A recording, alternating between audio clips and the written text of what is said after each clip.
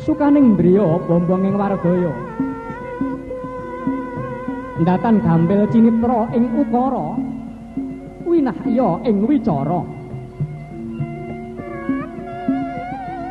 Lamun den ibaratake kadya karo ban ing memanis kajuburuganing Kukir Sari. Marma agunging panuwun tunjuk dumateng para tamu hamung katedha Kalingga Murda. Keladu ing kandha bombong dirawaning manah.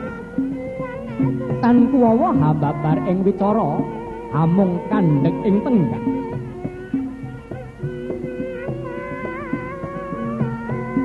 Marma lumantar pambiwara kang hamengku karsa hangaturaken pambagya kawilujengan sugeng rawuh.